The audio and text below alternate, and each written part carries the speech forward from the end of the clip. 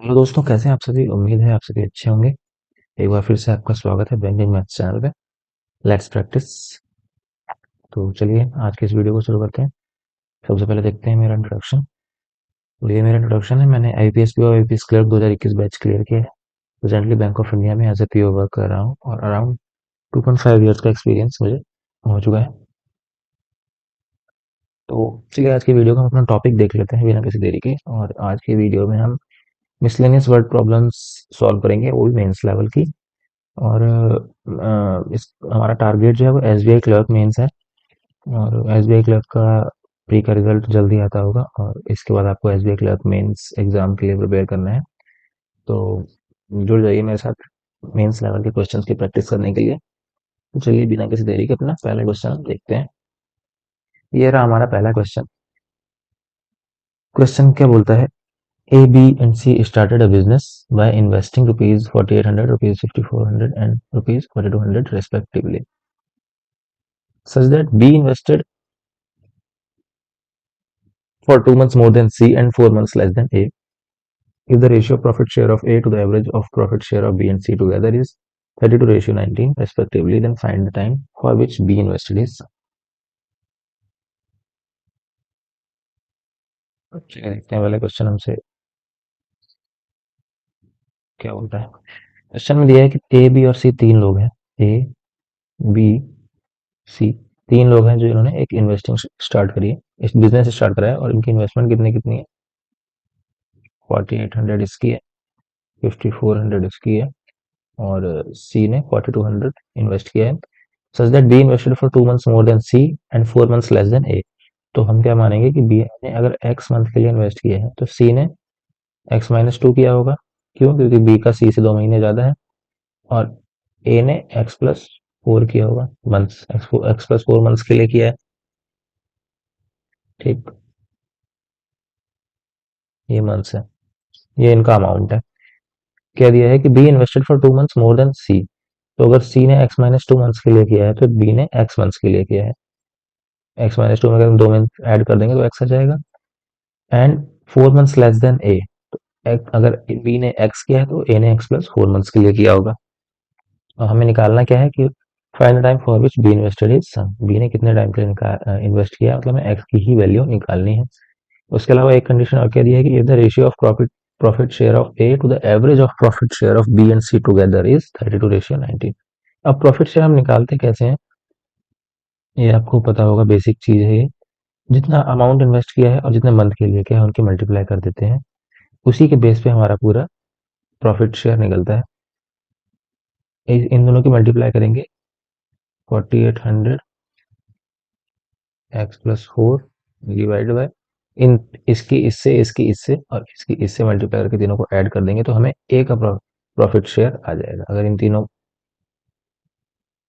4800 की x+4 से, 5400 की x से और 4200 की x-2 से करें और ऐड कर दें तो मान लिया y आ जाएगा। तो ये जो है ये प्रॉफिट शेयर किसका आ जाएगा, ये हमारे पास ए का प्रॉफिट शेयर आ जाएगा। तो अब हमें क्वेश्चन में क्या दिया है कि if the ratio of profit share of A to the average of profit share of B and C together is इतना 32:19। ए का प्रॉफिट शेयर 4800 इंटू x+4। यहाँ पे मान लिया हमारे पास ये जो y था ये y रख दिया हमने। ठीक, अब हम इसको इतना लंबा नहीं लिख रहे हैं क्योंकि हमें ये लास्ट में काट ही देना है। ये है ना y, हम इसलिए नहीं लिख रहे हैं क्योंकि हमें अभी आप देखेंगे कैलकुलेशन में इसका कोई यूज नहीं है, इसको आप काट ही देंगे। तो average of profit share of B and C together, तो B and C together 5400 two x plus 4200 into x-2। इनका एवरेज, इनका एवरेज y तो y आ ही जाएगा। एवरेज के लिए डिवाइड बाय 2 कर देंगे। प्रॉफिट शेयर ऑफ बी, अब इनका रेशियो कितने दिया है, 32/19। ठीक, ए का प्रॉफिट शेयर ये आ गया, बी का प्रॉफिट शेयर जाएगा इतना डिवाइड बाय बाय, सी का कितना जाएगा इतना डिवाइड बाय बाय। और दोनों का एवरेज निकालना है तो हम डिवाइड बाय 2 कर देंगे। और वाई से तो हमारा वाई कट गया, इसलिए हम वाई को नहीं भी लिखते तो हम सीधे केवल इसके बेस पर भी इसको सॉल्व कर सकते हैं। तो क्या हो जाएगा ये, इसको कैलकुलेशन को आगे बढ़ाते हैं। 4800 इंटू x+4 यहाँ पे डिवाइड बाय 2 है तो ये ऊपर आ जाएगा इंटू, ये जो 2 है ये उठ के यहाँ पे आ जाएगा। फिर यहाँ पे क्या जाएगा 5400 into x plus 4200 into x minus 2 is equals to 32/19। अब हम कैलकुलेशन को इजी करना चाहते हैं तो हम क्या करेंगे, देखते हैं कि हम अगर इसमें से 100 कॉमन ले लें तो ये 2 जीरो, अब यहाँ से अगर 100 कॉमन लेंगे तो ये भी 2 जीरो कैंसिल हो जाएंगे, तो 2 जीरो से 2 जीरो ऊपर नीचे कैंसिल कर दिए। यहाँ क्या हो जाएगा 16 दूनी 32 और यहाँ पे 3 बढ़ जाएगा, ये 2 से 2 ये कट जाएगा। अब ये 19 उठ के ऊपर चला जाएगा, तो यहाँ क्या हो जाएगा 19 इंटू 3 इंटू एक्स प्लस 4 बराबर 54 x plus 42 into x minus 2। तो ये हो जाएगा 57 गुणा एक्स प्लस 57 गुणा 4 बराबर, यहाँ पे क्या हो जाएगा 54 एक्स प्लस 42 एक्स माइनस 42 गुणा 2 से कर देंगे 84। अगर इसकी मल्टीप्लाई करेंगे क्या आएगा 4 7 28, दो का हाथ से चला गया, 4 5 20 22 प्लस 84, ये और फिर यहाँ पे आ गया। इन दोनों को ऐड करेंगे 4 और 2 6, 5 और 4 9, 96 एक्स। यहाँ पे 57 था तो यहाँ माइनस में आ जाएगा 57 एक्स। इसका मतलब क्या है, इससे इसको घटाएंगे तो कितना बचेगा ना में से यहाँ पे आ जाएगा हमारे पास 39 एक्स बराबर, इन दोनों को ऐड कर देंगे 8 4 12, 22 8 और 1 हासिल है 31 एक्स बराबर। अगर आप इसे सॉल्व करोगे तो आंसर आएगा 8, यानी कि 8 महीने के लिए बी ने इन्वेस्ट किया है। तो ये आपका सॉल्यूशन हो जाएगा। चलिए अगला क्वेश्चन देखते हैं। A, B and C started a business by investing rupees इतना इतना इतना respectively. After 6 months, B decreased his investment by rupees. If the annual profit received from the business is इतना, then the profit share of C will be rupees dash. फिर in the blank type का question है ये, और mains में जरूर इस type के क्वेश्चन आपको देखने को मिलेंगे ही मिलेंगे। और तो चलिए देखते हैं इसका सॉल्यूशन किस तरीके से हम करेंगे। इससे पहले हम यहाँ अगर x माने और यहाँ हम y माने तो हमें ये x और ये y रिस्पेक्टिवली दिया हुआ है।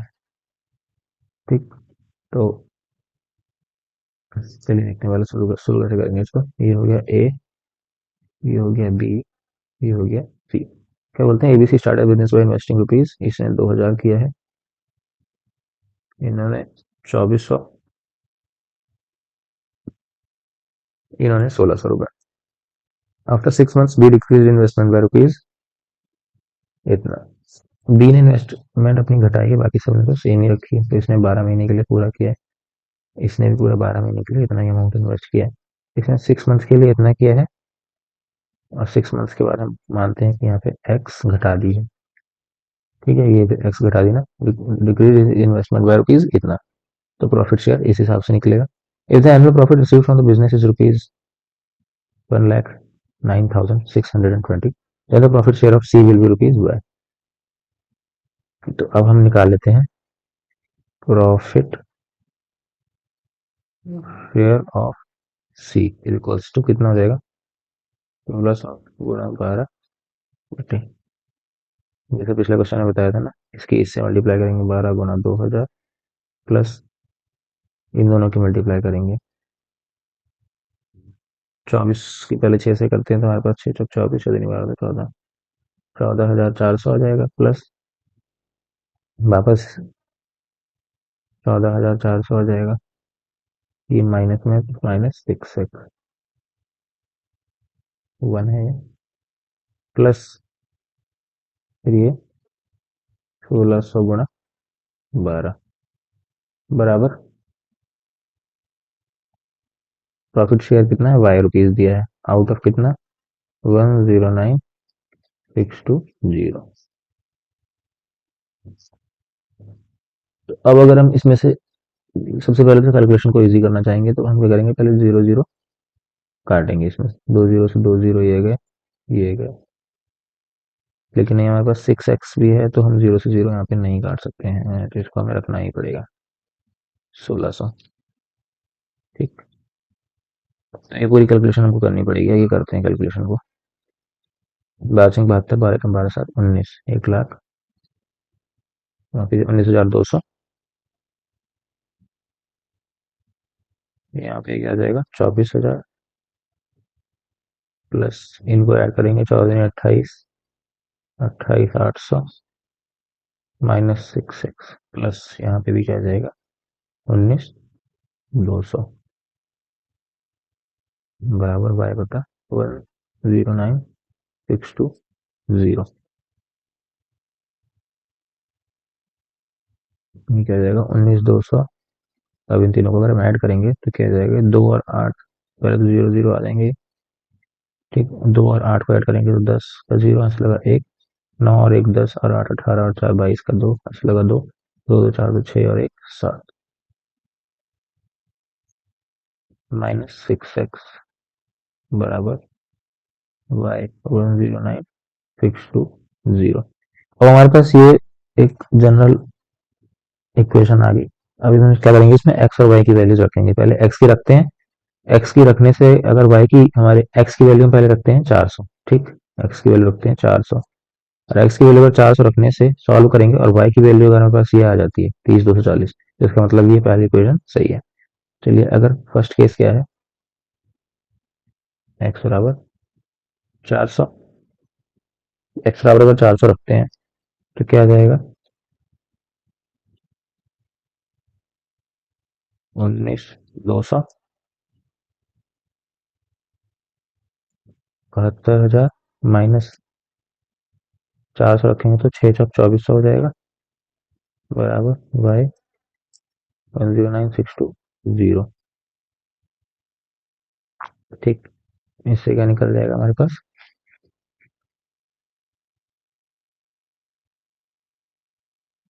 19,200 यहाँ पे है।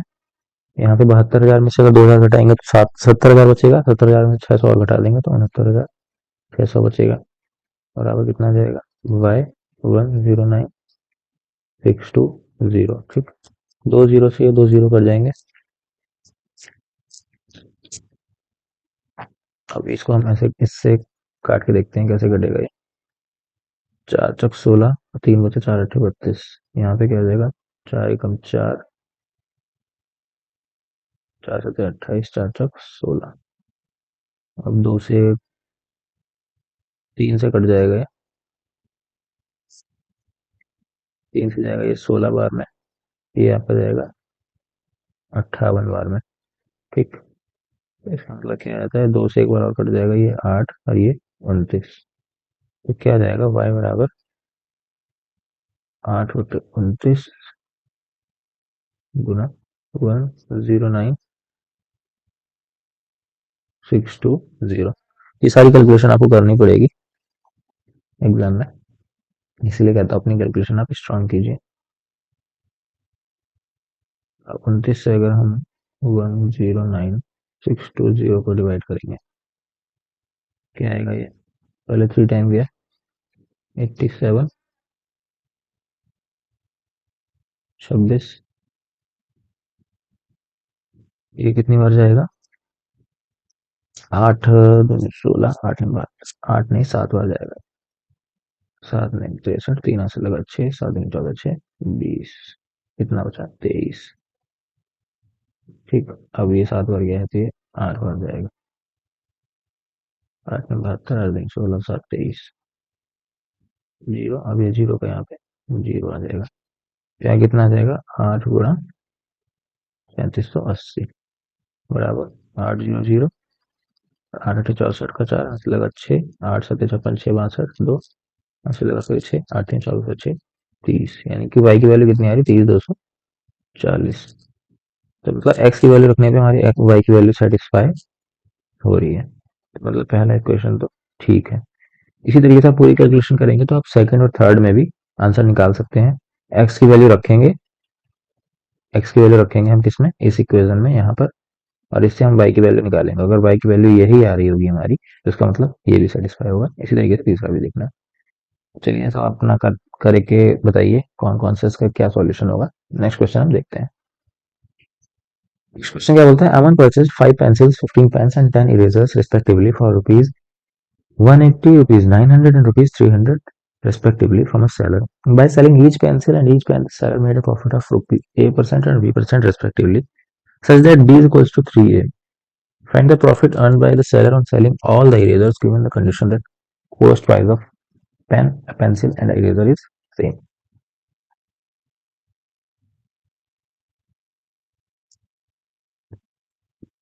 आइए सॉल्यूशन देखते हैं क्या है। पहले तो क्वेश्चन देखते हैं कि अमन ने 5 पेंसिल, 15 पेन और 10 इरेजर्स खरीदी। कितने कितने रुपए के लिए? 5 पेंसिल 180 में, 15 पेन 900 रुपए में और 10 इरेजर्स 300 रुपए में रिस्पेक्टिवली दिया हुआ है। बाय सेलिंग ईच पेन सिल एंड ईच पेन, एक पेंसिल और एक पेन को बेचने में जो सेलर है, दुकान वाला है, दुकानदार ने कितने का प्रॉफिट किया? A% और B% का प्रॉफिट किया और इनके बीच में एक रिलेशन दे दिया है, B इक्वल्स टू 3 है। फिर बोलता है find the profit earn by the seller on selling all the erasers, कि सारे इरेजर्स बेचने पे उसको कितना प्रॉफिट हुआ, और कंडीशन दे दी उसके साथ में कि CP of pen, pencil and eraser is same. ठीक है,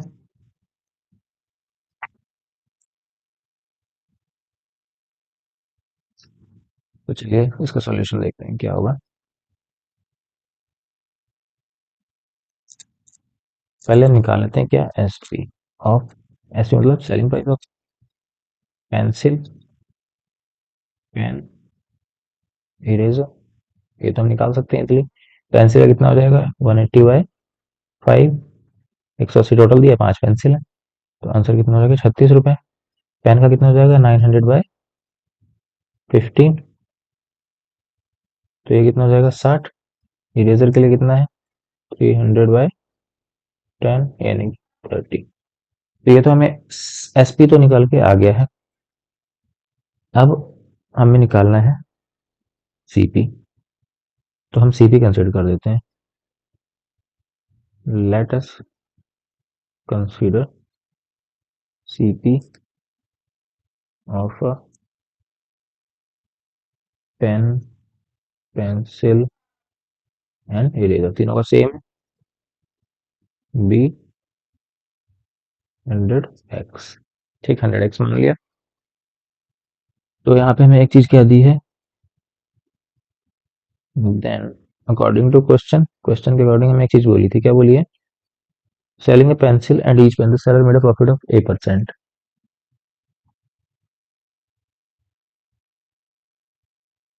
फॉर पेंसिल, पेंसिल के लिए क्या प्रॉफिट किया उसने?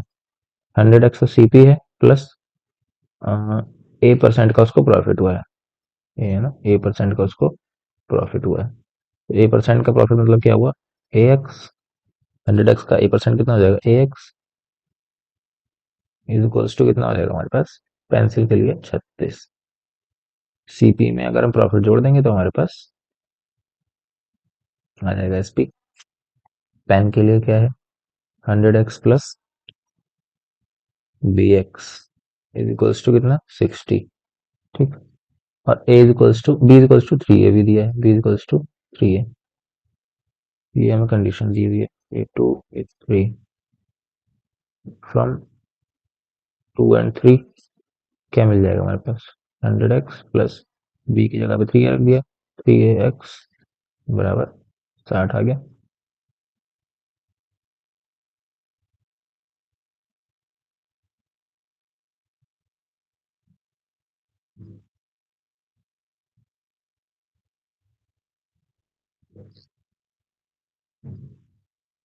तो अब हम इक्वेशन 1 में 3 से मल्टीप्लाई कर देंगे। ठीक, तो यहाँ पे क्या आ जाएगा? 300x प्लस 3AX बराबर 108। अब हम क्या करेंगे, इस इक्वेशन से इसको माइनस कर देंगे, तो ये इससे तो ये पूरा पूरा कट जाएगा। यहाँ क्या जाएगा? 200x बराबर 108 में से 60 माइनस करा तो कितना बचा? 48, x बराबर 48/200, यानी कि कितना हुआ? 48/200 की वैल्यू कितने निकालेंगे हम? ये हो जाएगी हमारे पास 12/50। एक बार और कर देंगे तो 6/25, यानी कि हमारे पास जो CP है वो कितना आ जाएगा? कितना था? 100x माना था, x की वैल्यू 6/25 आ गई, 25 चौक 100, 4 4 6 24। सीपी कितना आ गया, 24 रुपीज। ठीक। अब हमें निकालना है कि उसको कितना प्रॉफिट हुआ एक इरेजर बेचने में। ठीक। For eraser CP 24, selling price निकाला था 30, क्वांटिटी कितनी है 10, टोटल प्रॉफिट कितना हो जाएगा 10 गुणा 30 - 24, यानी कि 60 रुपये। ये हो जाएगा हमारा आंसर। ठीक। उम्मीद है क्वेश्चन समझ में आ गया होगा, क्वेश्चन का सॉल्यूशन। अगला क्वेश्चन देखते हैं क्या बोलते हैं हमसे। Outer diameter of a hollow cylindrical iron rod is इतना, the rod is 28 mm thick, thick and 30 centimeter long. If the weight of 1 centimeter cube of the iron in the rod is 0.5 kg, then find the total weight of the rod. कोई rod है, ठीक, iron की rod है इस type से,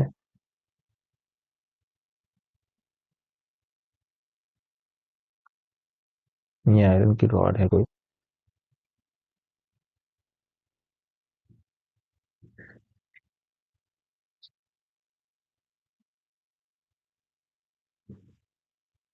इसमें क्या बोलता है, आउटर डायमीटर कितना है 8.4 सेंटीमीटर,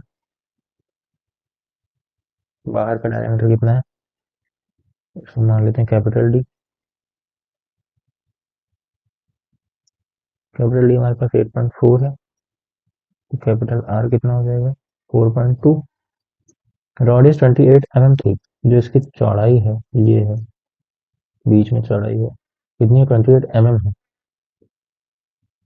इनर रेडियस कितनी हो जाएगी, जी ये रेडियस है कितनी रहेगी 4.2 माइनस 10 मिलीमीटर में 1 सेंटीमीटर होता है, तो यह 2.8 सेंटीमीटर हो गया, यानी कि कितनी हो जाएगी 1.4 सेंटीमीटर। ठीक।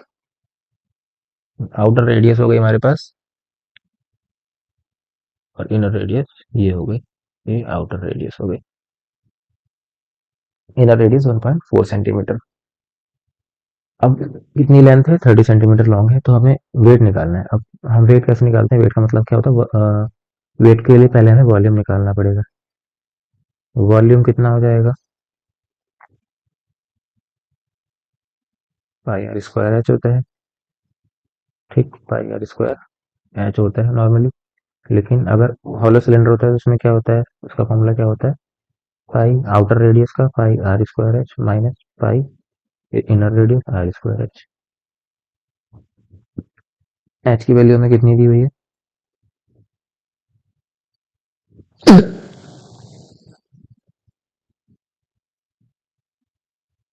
एच की वैल्यू हमें दी हुई है 30 सेंटीमीटर। अंदर क्या जाएगा R square minus R square.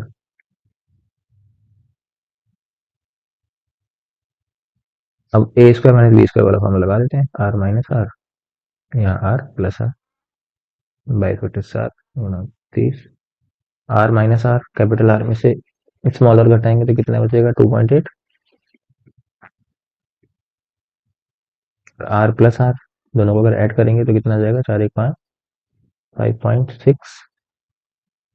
अब इसको हम करेंगे सॉल्व, ये हो गया 0.4 टाइम 22 गुणा, अभी 30 है ऐसे 0.4 है तो हम इसको 3 लिखेंगे, और 0.4 हमारा 4 बन जाएगा, यहाँ पे आ जाएगा 56, 5.6, 22 66। पहले 4 और 3 करेंगे तो 12, 12 की अगर 22 से करते हैं 12 दूनी 24, 2 कह रही 12 दूनी 24 तो 26, 264 गुणा 5.6।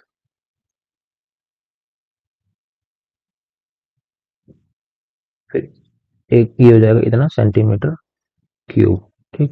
इतने सेंटीमीटर क्यूब के बाद क्या बोलता है कि एक ये हो गया हमारे पास वॉल्यूम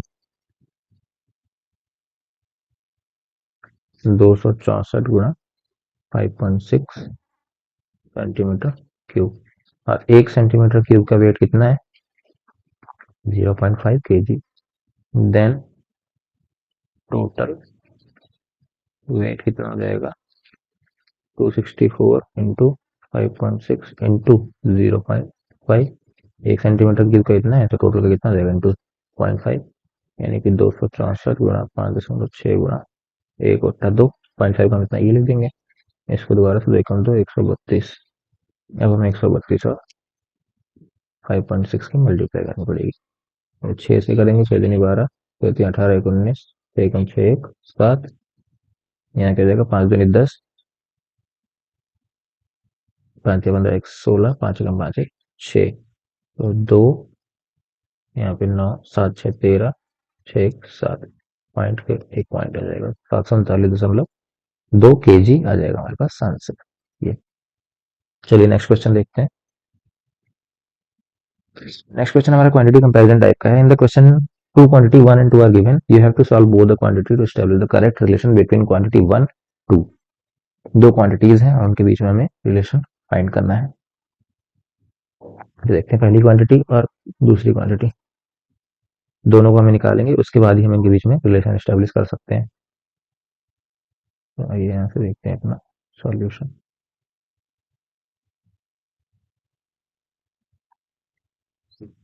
क्वांटिटी 1 बोलते हैं A alone can complete a work in 24 hour. A जो है 24 घंटे में काम कर सकता है। बी जो है 16 घंटे मोर लेता है ए से, मतलब 16 घंटे ज्यादा लेता है, तो मतलब 24 प्लस 16 का हो गया 40। Both of them started working together but after x hours a left and be completed the remaining work in 4 hours. दोनों का अब पहले एलसीएम लेंगे। एलसीएम कितना आ जाएगा 240, 240 नहीं 120 एलसीएम आ जाएगा, तो ये 5 बार जाएगा, ये 3 बार जाएगा।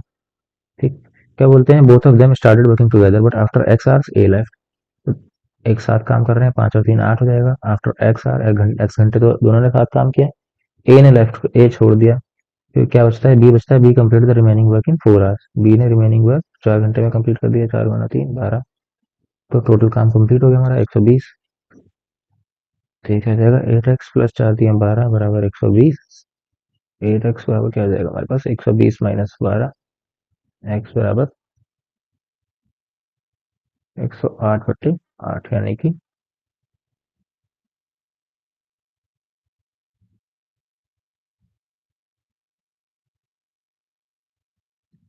अगर इसको देखें 4 दूनी 8 और ये हो जाएगा 4 दूनी 8 और 4 सत्ते 28, तो ये हो जाएगा हमारे पास 13.5, एक्स की वैल्यू होगी हमारे पास 13.5। ठीक, ये है ना, दोनों ने मिलकर 8 घंटे का एक्स घंटे काम किया, तो 1 घंटे में तो दोनों लोग मिलके 8 यूनिट करेंगे, एक्स घंटे में 8x यूनिट कर दिया। फिर प्लस बी ने 4 घंटे और काम किया, बी ने 4 घंटे में कितनी यूनिट बता दी 12, 4 3 12, टोटल यूनिट कितनी है 120।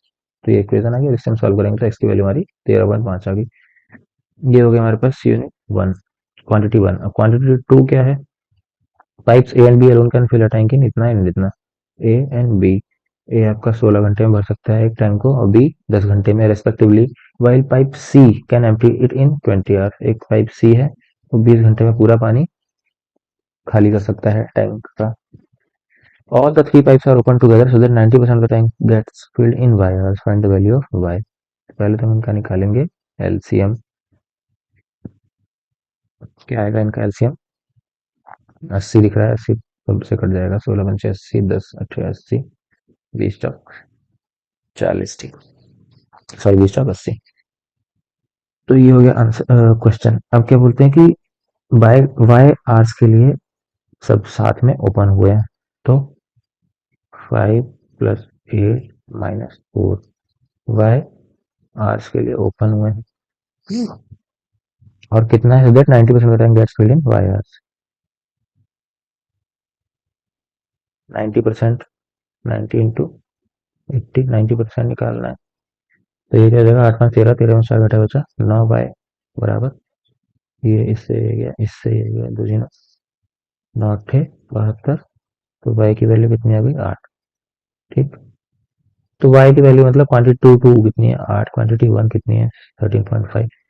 तो क्वांटिटी 1 हमें साफ साफ दिख रहा है किससे ज्यादा है, क्वांटिटी 2 से ज्यादा है, तो हमारा सॉल्यूशन।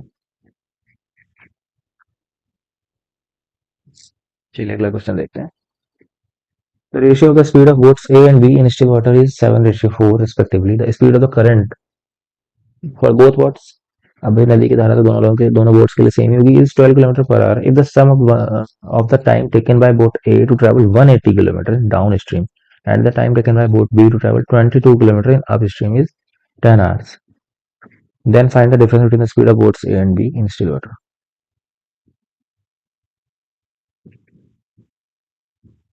ठीक, चलिए सॉल्यूशन देखते हैं।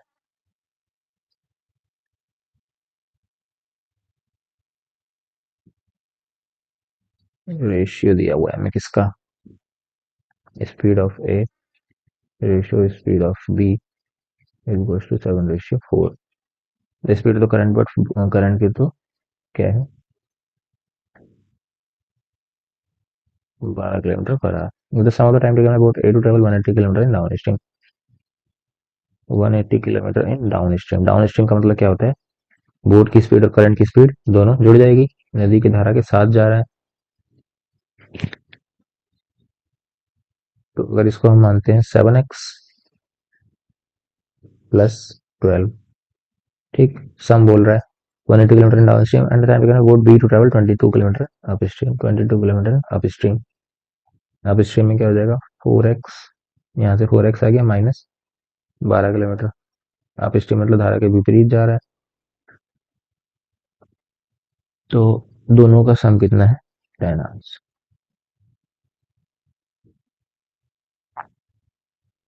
अब हमें इसको सॉल्व करना है। ओके, तो अब एक चीज हम अगर देखें तो हमें दिया हुआ है कि the difference between speed of boat A and B के बीच का डिफरेंस निकालना है, क्योंकि हम इस टाइप के क्वेश्चन को ऑप्शंस के थ्रू भी सॉल्व कर सकते हैं। वैसे तो क्या है कि हम इसको इससे मल्टीप्लाई करेंगे और जब टोटल हमारा आंसर जो आएगा वो एक एक्स स्क्वायर की फॉर्म में आ जाएगा।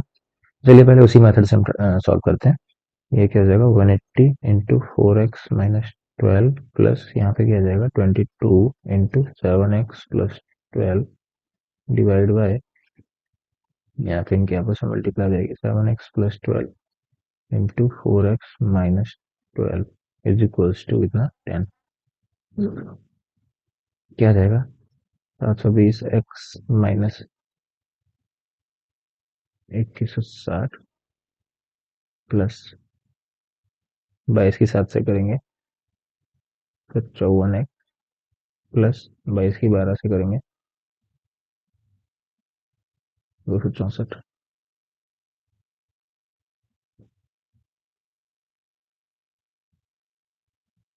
यहाँ पे डिवाइड बाय, पहले 7 की करते हैं दोनों से, 7 की अगर 4 से करेंगे तो 7 चौक 28 एक्स स्क्वायर माइनस 12 की 7 से करेंगे 84 एक्स प्लस, अब 12 की दोनों से करते हैं 12 से 36, 12 चौक 48 एक्स माइनस 12 की 12 से करेंगे तो 12 का स्क्वायर हमें पता है 144 इज इक्वल टू 10। फिर इसको सॉल्व करेंगे, इसके इससे ऐड कर दिया तो कितना जाएगा 7 1 8 174 एक्स, ठीक, माइनस 2160, ये प्लस है तो 2160 में से 260 घटाएंगे तो कितना बचेगा 1900, ठीक, पहले 260 घटा दिए 1900 बचा, लेकिन अभी 4 और है तो 4 और घटा देंगे 1900 में से तो कितना बचेगा 1896 बराबर 10 की इससे मल्टीप्लाई होगी 28 एक्स स्क्वायर, ये माइनस का है प्लस का है तो माइनस होगा, और 84 में से 48 घटाएंगे तो कितना बचेगा 36।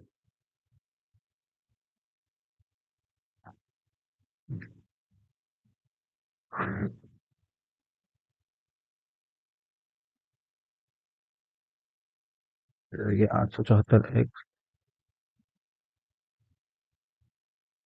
माइनस 1896 बराबर 280 x square minus 360 x minus 1440। तो अगर आप ये देखते हैं तो ये मेथड हमें बहुत ज़्यादा लंबा लग रहा है, क्योंकि इसमें हमें पूरी वैल्यू सॉल्व करनी पड़ रही है और कैलकुलेशन इसमें हमें बहुत ज़्यादा करनी पड़ रही है।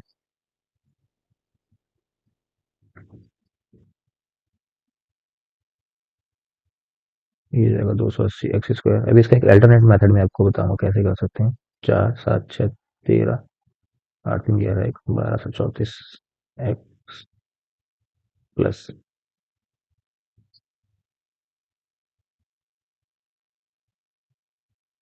456 बराबर 0।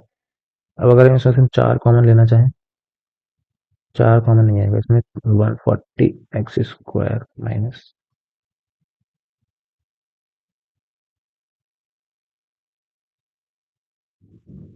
तो अब इस इक्वेशन को हमें सॉल्व करना होगा।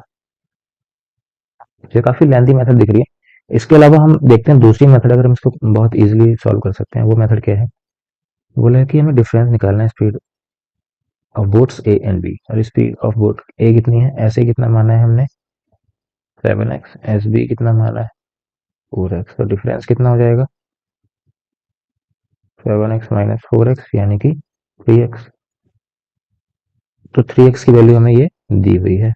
अब हम क्या करेंगे, ऑप्शन एलिमिनेशन लगाएंगे इसमें। 3x की वैल्यू हमें ये दी हुई है, तो पहले हम देखते हैं कि मल्टीपल x की जो वैल्यूज है ना speed of boats A and B are integral values है, मतलब पूरी पूरी वैल्यूज है। तो 3x की वैल्यू 20 तो नहीं हो सकती, क्योंकि इससे हमें x की वैल्यू इंटीग्रल नहीं मिलेगी। हम पहले अब इसको चेक करके देखते हैं कि 3x की वैल्यू अगर 15 होती, 3x बराबर 15, ठीक है, तो हमारा ये ऑप्शन तो एलिमिनेट हो गया। ऑप्शन एलिमिनेशन ऐसे ही लगता है। इसमें हमें क्या करना पड़ेगा, इतना सब कुछ सॉल्व नहीं करना पड़ेगा। क्या करेंगे हम सीधे 3x की वैल्यू 20 रखी, तो 20 रखने से x की वैल्यू इंटीग्रल नहीं आ रही है, बट हमें यहाँ दिया है कि ए एंड बी है इंटीग्रल वैल्यूज, तो ये हमारा एलिमिनेट हो गया। अब अगर 3x बराबर 15 रखते हैं तो x बराबर 5 आता है, ये इंटीग्रल वैल्यू है। तो x बराबर अगर 5 रखेंगे इस इक्वेशन में, तो हमारा ये सॉल्व हो जाना चाहिए, इक्वेशन को सेटिस्फाई करना चाहिए। देखते हैं, x बराबर अगर 5 रखा है तो क्या हो जाएगा 180 बाई एक्स बराबर 5, 7 5 35 प्लस 12 प्लस 22 डिवाइड बाय 5 20, 20 में से 12 घटाएंगे कितना बचेगा 8 बराबर 10 आना चाहिए। ये भी नहीं आ रहा है, 22/8 बराबर 10 नहीं आएगा, है ना। इसको सॉल्व करोगे तो आप ये इंटीग्रल वैल्यू नहीं है, यहाँ पे हमारे इसको सेटिस्फाई नहीं कर रहा था, मतलब ये भी गलत है। 3x बराबर अगर 24 रखते हैं तो x बराबर कितना आ जाएगा 8, ठीक। 3x बराबर 24 तो x बराबर 8, 8 रख के देखते हैं हम यहाँ पे 180/56 प्लस 12 प्लस 22 एक्स बराबर 8, 8 चौक 32, 32 में 12 घटाया बचा 20, तो ये क्या जाएगा 180/56, 10 66 2 68 प्लस 22/20। तो ये भी हमारा 10 नहीं ला सकता, है ना, क्योंकि इसको भी हम सॉल्व करेंगे तो 10 नहीं आएगा, तो ये भी सेटिस्फाई नहीं कर रहा है, तो मतलब ये भी गलत है। ये तो वापस 20 इन्होंने रिपीट कर दिया, तो आंसर हमारा ये हो जाएगा। तो हम देख भी लेते हैं ये सेटिस्फाई करता है कि नहीं, क्योंकि 3x बराबर अगर 12 है तो x बराबर कितना हो जाएगा 4। x की वैल्यू अगर हम 4 यहाँ पे रखते हैं तो ये क्या हो जाएगा 180 बाई एक्स बराबर 4, 7 चौक 28, 28 12 40 प्लस यहाँ पे भी एक्स बराबर 4 रखेंगे तो 22/4 चौक 16, 16 में से घटाएंगे 12, ठीक।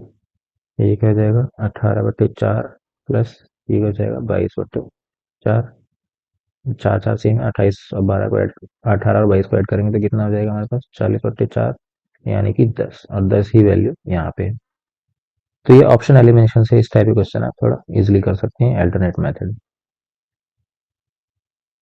उम्मीद करता हूँ आपको समझ में आ गया होगा ऑप्शन एलिमिनेशन हमने कैसे लगाया इसमें। इसमें पहले हम ये देखते हैं कि हमें पूछा क्या है, ये पूछा गया है कि find the difference between speed of boats A and B. Difference निकालना है 7x और 4x के बीच में, मतलब 3x, 3x की वैल्यू निकालनी है। 3x की वैल्यू हम ऑप्शन एलिमिनेशन से यहाँ पे लगाएंगे। 3x की वैल्यू अगर 20 रखते हैं तो ये तो हमें पूर्णांक नहीं दे रहा है, इंटीग्रल वैल्यू नहीं दे रहा है, तो ये तो कट जाएगा। 3x बराबर 15 रखेंगे तो x बराबर 5 आएगा, 5 रखने पे भी ये सेटिस्फाई नहीं करेगा। 3x बराबर अगर 24 रखते हैं तो x की वैल्यू 8 आएगी, 8 रखने पे भी सॉल्व नहीं कर रहा है, ये भी एलिमिनेट हो जाएगा। फिर लास्ट में हमारा आंसर 12 आ जाएगा, तो आंसर क्या हो जाएगा 12 किलोमीटर पर आवर। ये हो गया ऑप्शन एलिमिनेशन अल्टरनेट मेथड, क्योंकि इस मेथड के थ्रू अगर आप जाएंगे तो आप थोड़ा इजिली सॉल्व कर सकते हैं, अदरवाइज तो आप देख सकते हैं कि ये मेथड के थ्रू तो आपको बहुत ज्यादा कैलकुलेशन करनी पड़ेगी। चलिए अगला क्वेश्चन देखते हैं। The sum of the incomes of A and B is rupees 1,12,000, 1,12,000. A spends 50% of his income while B spends 75% of his income. So that savings of B is rupees 8,000 less than that of A. If the income of C is 25% more than the average savings of A and B together, and find the savings of C, given that C saves 20% of his income. Mains level का question एक और हमारे पास हाजिर है, तो देखते हैं इसका सॉल्यूशन क्या होगा। क्या बोलता है, the sum of income of A and B. हम पहले करते हैं let income of A 100x, B 100y। तो क्या दे दिया, 100x plus 100y is equals to 1,12,000। A spends 50% of his income while B spend 75% of his income. तो इस 50% स्पेंड कर दिया तो कितना बचा, 50x।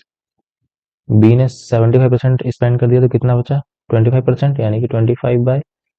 और सेविंग्स की वैल्यू कितनी है दोनों की, savings of A B is rupees 8,000 less than that of A, यानी कि 25/, और 58,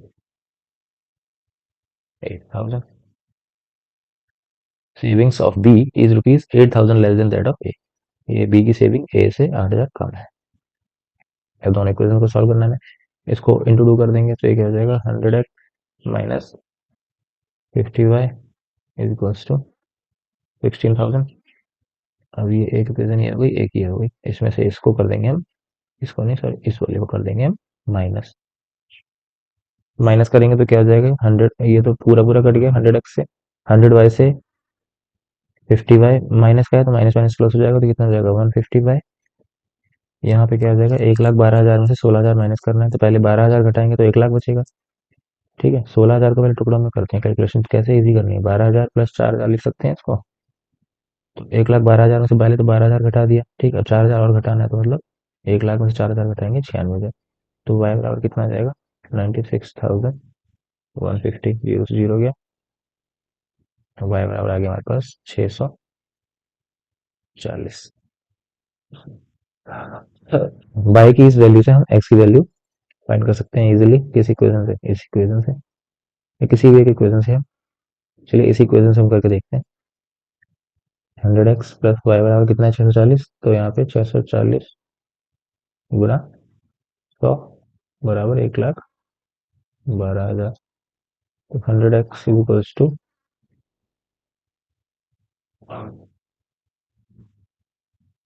x बराबर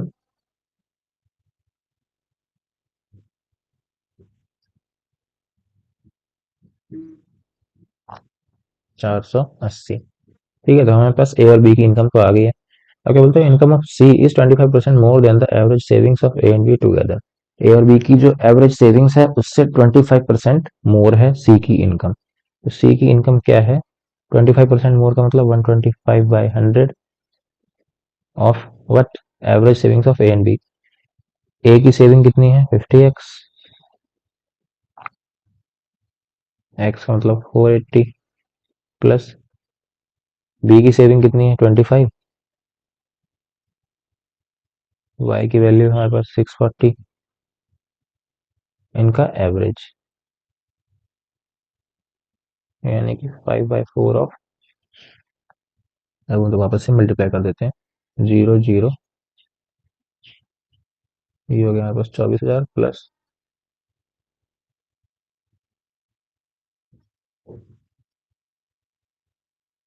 16,000 डिवाइड बाय 2, यानी कि 5/4। 24 और 16 40, 40 को 2 से डिवाइड करेंगे 20,000, 4 से गया 5,000, कितना आ गया 25,000। आ गई हमारे पास सी की income. Find the savings of C given that C saves 20% of his income. अब इसका सेविंग कितनी हो जाएगी, saving of C equals to 20%, मतलब 20/100 ऑफ 25,000, यानी कि 5,000।